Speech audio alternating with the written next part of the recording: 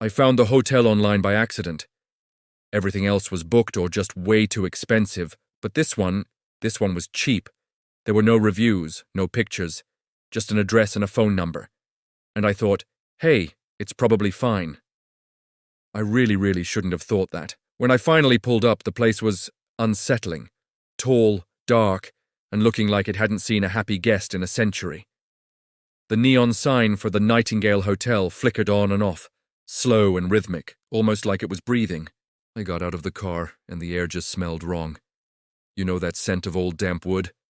It was that, mixed with something sharp and metallic, like old pennies. The lobby was completely empty, silent, except for a bell sitting on a front desk covered in a thick layer of dust. I walked up, my footsteps echoing way too loud, and tapped the bell. Nothing. I waited a moment, feeling a bit stupid, and was about to call out when the bell rang by itself. A single sharp, piercing ding that made me jump out of my skin. There was no one there. It just rang. I stood there, frozen, my heart pounding in my ears. I was trying to rationalize it. A draft? Some weird mechanism? Then, a piece of paper slid across the dusty desk toward me, smooth as silk. My name was written on it, in these neat, elegant, looping letters. I hadn't even given my name yet. I definitely didn't touch the paper. But my hand, it moved anyway. It picked up a pen lying next to it, a pen I hadn't seen before, and wrote my own room number. I let out this shaky, nervous laugh. Maybe it was just the stress of the long drive. Yeah, that had to be it. The paper said my room was number 6666. I laughed again, a little louder this time. Real original. As I turned to find the elevator, something cold and smooth brushed against my arm. I whipped around, but there was nothing. No one, not a person, just the stale, empty air of the lobby. The hallway to my room seemed to stretch on forever. The lights overhead flickered erratically, casting long, dancing shadows that played tricks on my eyes. With every step I took, the sound echoed down the corridor. But it felt like there was another set of footsteps, just out of sync with my own. And the whispers, they started then. So faint. I thought I was imagining them. Almost human, just on the edge of hearing, like someone was right behind me, their breath on my neck. I kept looking over my shoulder, but of course there was nothing there.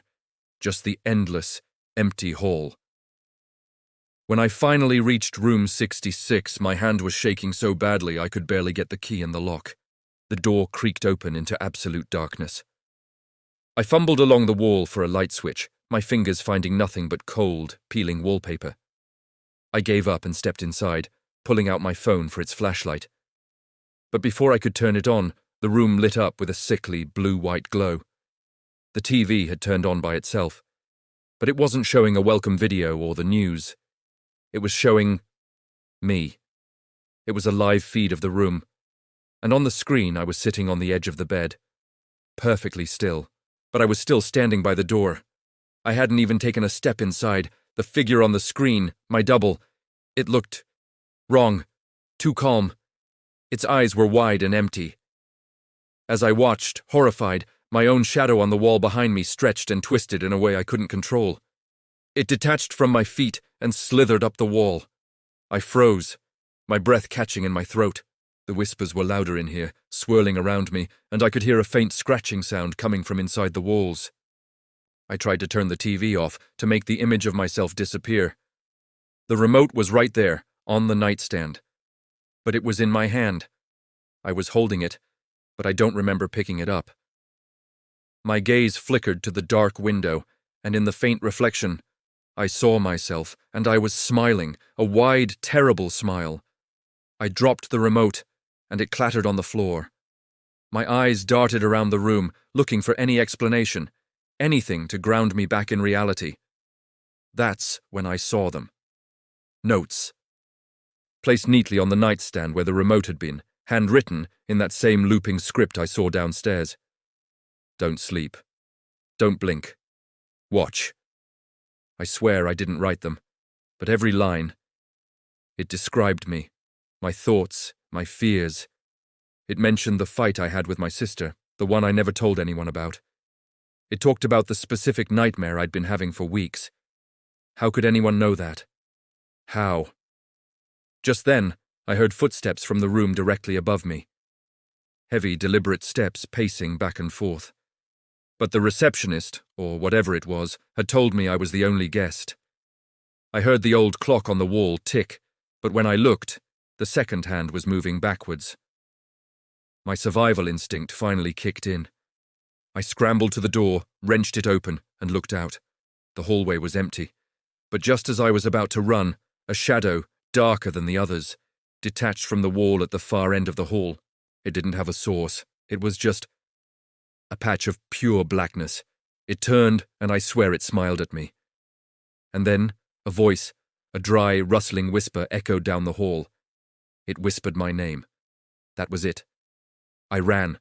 I bolted for the elevator, slamming the button over and over.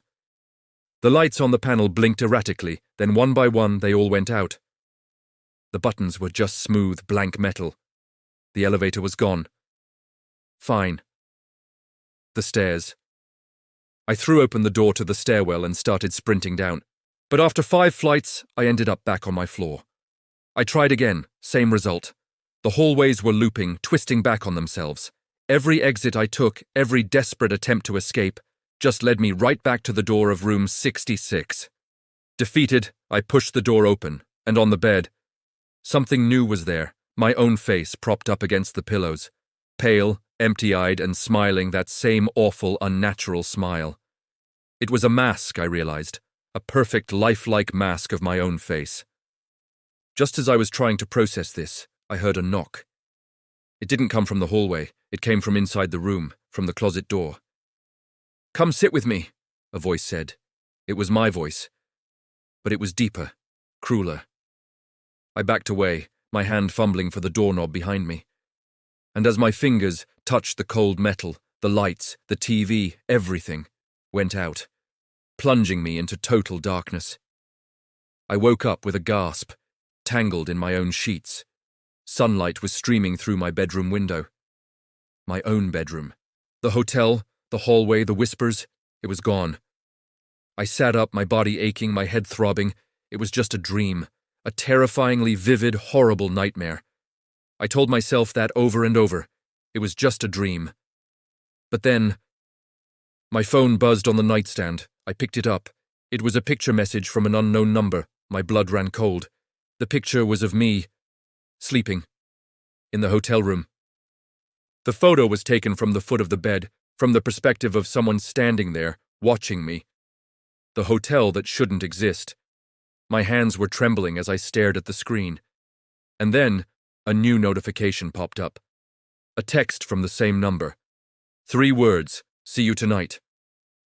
I threw the phone across the room and scrambled out of bed, trying to run, trying to get away. But my shadow, it didn't move with me. I was halfway to the door, but it stayed right where I'd been standing, a dark silhouette on the floor. It was still, watching, waiting. I checked everything, every hotel booking site, every online map. That place, the Nightingale Hotel, it doesn't exist. It never has. And yet, every night since then, right around midnight, my doorbell rings. A single, sharp, piercing ding. The bell that moves by itself. I never answer. I just sit here, in the dark, listening to it ring. Because I know, deep down, it's waiting for me. And maybe, just maybe, it's waiting for you too.